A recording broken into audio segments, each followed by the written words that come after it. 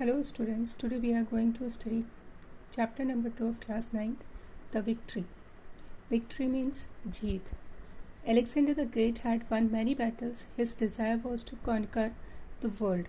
Alexander the Great, सभी ने इनका नाम सुना है और सभी जानते हैं कि ये बहुत बड़े योद्धा थे और ये जब इंडिया आए थे ये उस समय की बात है। ये उस समय 306 BC के करीब में इंडिया आए थे और अलेक्जेंडर द ग्रेट वर्ड जो होता है वो कुछ ही लोगों के नाम की बात लगाया जैसे जाता है, जैसे कि Akbar the great, Ashoka the great. Okay, so तो इन्होंने पूरे वर्ल्ड को जीतने के लिए ये निकले थे। Proceed to the golden bird हमारे देश को उस समय गोल्डन बर्ड कहा जाता था, सोने की चिड़िया। He ordered his brave generals, अपने सैनिकों को आदेश दिया उन्होंने। India was known as a golden bird in the world at that time, और उस वक्त हमारे जो देश है, हमारे जो भारत है, वो गोल्डन बर्ड के नाम से जाना जाता था। With Alexander's command the general consulted the map and the army turn towards India, और अलेक्जेंडर के कमांड के साथ ही जो जनरल थे उन्होंने मैप को कंसल्ट किया, देखा कि इंडिया कहाँ पर है मैप, और उनकी जो आर्मी है वो इंडिया की तरफ निकल चुकी। It cross the mighty Himalaya through the long terrains in the cold. Terrains मतलब place of piece of land, terrains मतलब पीस ऑफ लैंड, और वो बहुत बड़े, ये इतने बड़े हिमालय और जो शक्तिशाली हिमालय है इसको क्रॉस करके इतनी ठंड में भी ठंडी ज़मीन से होते हुए enter the country and reach the river Sindhu, और सिंधु रिवर के नज़दीक पहुँच गए। सिंधु रिवर जिसे हम इंडस भी कहते हैं। There was a battle between Alexander's army and the army of king Puru of India, और उस वहाँ पर उनकी जो लड़ाई हुई वो हमारे देश के राजा किंग पुरू के साथ में लड़ाई हुई। किंग पुरू was defeated and was made captive. King पुरू जो थे वो हार चुके थे एंड ही वॉज कैप्टिव मतलब उन्हें बंदी बना लिया गया था। With the first victory India, this was the first victory of Alexander in India. Alexander was very happy with his victory. Now, after the days, battle when Alexander army was resting, he mounted his horse, Boothspelu, and quietly slipped out of the tent and see more of the Indian countryside. Battle के बाद Alexander की army जब rest कर रही थी तो he mounted his horse, mounted means घोड़े पर सवार होना, और वो चुपचाप से इंडिया की कंट्री साइड में गांव की तरफ जा कर के देखने लगे। वो देखना चाहते थे कि क्या है और इंडिया में। Alexander moved on the street and drove his horse on and on, वो स्ट्रीट में रास्ते पर आगे थे, सड़क पर आगे थे, और उनका घोड़ा जो है वो आगे चलते ही जा रहा था। The houses remain dark without lights, the women were wailing, children were crying. जब वो कंट्री साइड पर पहुँचे उन्होंने वहाँ पर देखा कि जो हाउसेस हैं, जो घर हैं, वो रिमेन डार्क, अंधेरा था, विदाउट लाइट, बिना किसी रोशनी के। The women were wailing, women जो थी वहाँ पर वो सब शोक मना रही थी, रो रही थी। चिल्ड्रन वर क्राइंग, बच्चे भी रो रहे थे।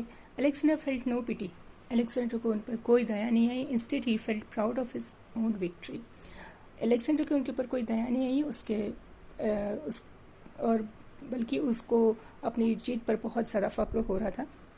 Soon he turned his horse on the other side, दूसरी तरफ उन्होंने अपने घोड़े को जल्दी ही मोड़ दिया था। टूवर्ड्स द जंगल, किस तरफ निकले वो? जंगल की तरफ।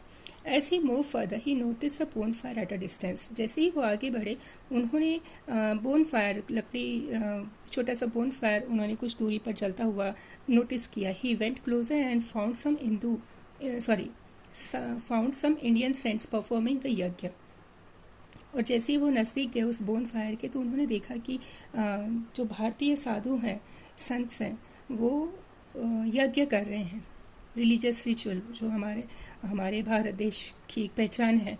On the bank of the Sindhu नदी के किनारे में वो यज्ञ कर रहे हैं। He stood quietly behind the thick trunk of tree, और वो चुपचाप एक बड़े से पेड़ के तने के पीछे चुपचाप खड़े होकर के वो सब कुछ देखने लगे। इट वॉज विंटर टाइम, और ये विंटर का समय था, सर्दी की रात थी। The wind was blowing and it was extremely cold, और हवा भी चल रही थी और ये बहुत ज़्यादा ठंडी हवा थी। The saints were no clothing on the upper parts of their body. जैसे हमने अधिकतर देखा है कि जो साधु महात्मा होते हैं वो सिर्फ अपने लोअर पार्ट को कवर करते हैं और जो upper part of the body जो होती हैं वो उसको कवर नहीं करते हैं।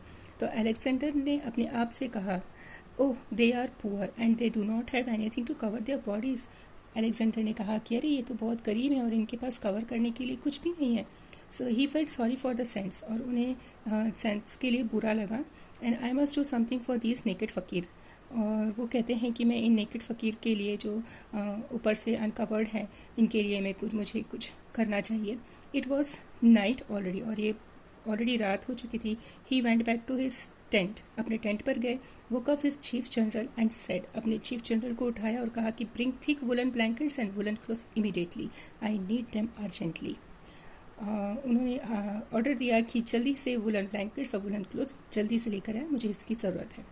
हिप्स of thick blanket and woollen clothes were brought. हिप्स मतलब गट्ठा, मोटे ब्लैंकेट्स और वुलन क्लोथ्स का गट्ठा लेकर आ गया। And in no time they were loaded on horse and Alexander himself led them riding back to the jungle। और बिना वक्त गवाए उन्हें घोड़े पर लाद दिया गया और अलेक्जेंडर खुद उन्हें जंगल की तरफ लेकर के जाने लगे। द कारवा stopped where the saints were performing the yagya. जो कारवा था उनका, अलेक्जेंडर के साथ में उनकी सेना भी चल रही थी, जो कारवा जिसे कारवा कहते हैं। तो वो कारवा वहाँ पर रुका जहाँ पर जो संत है वो यज्ञ कर रहे थे। Alexander found the saints were still busy chanting hymns। तो अलेक्जेंडर ने देखा कि जो संत हैं वो अभी भी चैंटिंग हाइम्स मैंने इसके पहले वाले चैप्टर में आपको बताया था पोएम में हाइम्स का मतलब। हाइम्स मीन्स भजन होते हैं, वो अभी भी भजन गा रहे थे। He moved his horse closer but the saints took no notice of presence of Alexander and his caravan. वो उनके नज़दीक गए, लेकिन जो संत थे उन्होंने अलेक्जेंडर की तरफ या उसे कारवा की तरफ बिल्कुल भी ध्यान नहीं दिया। In order to get their attention, Alexander patted his horse and cuffed। उनका ध्यान अपनी तरफ आकर्षित करने के लिए अलेक्जेंडर ने घोड़े को पैटेड मीन्स हाथ से थपथपाया एंड cuffed himself, खासा भी। Still no one paid any attention, लेकिन किसी ने भी उनकी तरफ ध्यान नहीं दिया। Alexander got irritated now, अब अलेक्जेंडर को बुरा लगने लगा था। Dismounted and proceeded towards the oldest saint। अब वो dismounted मीन्स घोड़े से उतरना, घोड़े से उतरे और वो सबसे बूढ़े संत के पास गए। The saint did not notice and Alexander felt totally ignored. जो संत ने भी, जो वो सबसे ओल्ड संत था, उन्होंने भी उनकी तरफ ध्यान नहीं दिया और जो अलेक्जेंडर है वो सबसे ज़्यादा इग्नोर्ड फील करने लगे, सबसे ज़्यादा बुरा लगा उन्हें। Then he approach one of the saints and called.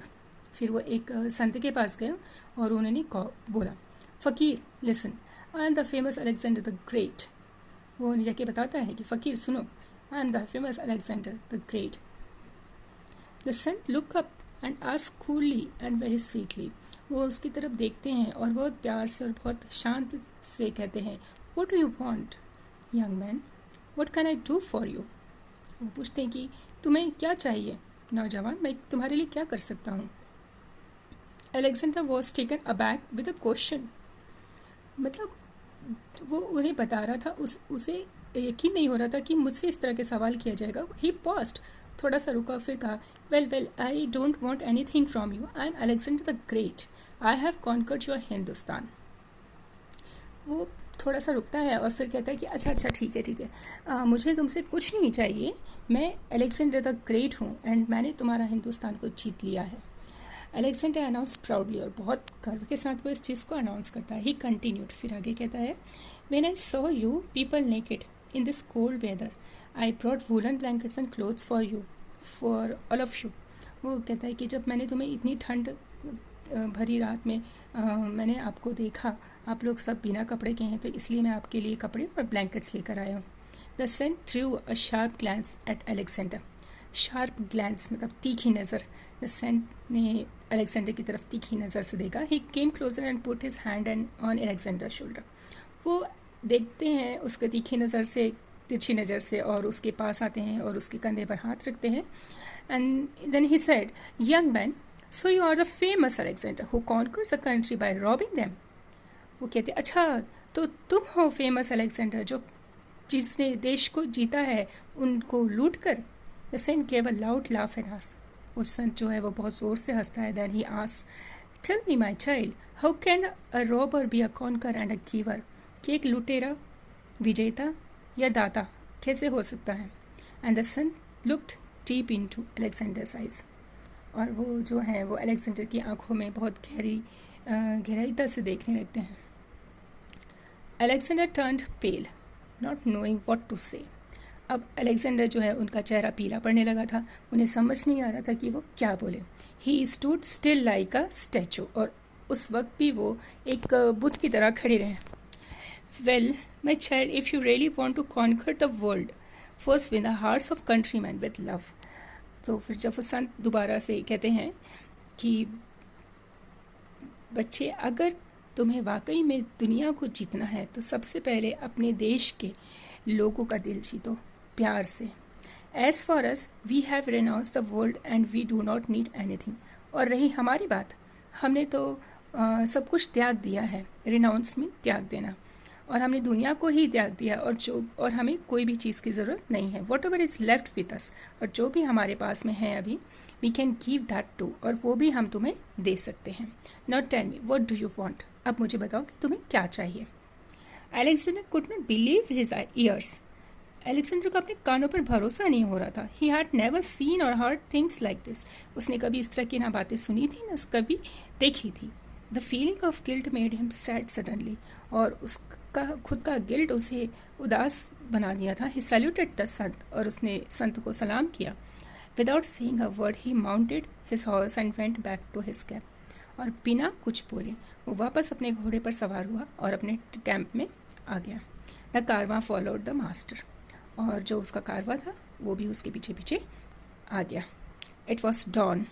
Don, DAW, and dawn means हम लोग हमारी देशी भाषा में बोलते हैं भुनसारे, मतलब सुबह सुबह जब सूरज उगने वाला रहता है, पूरी तरह से नहीं आता है, उस समय की बात है, थोड़ा सा अंधेरा रहता है. That is called don.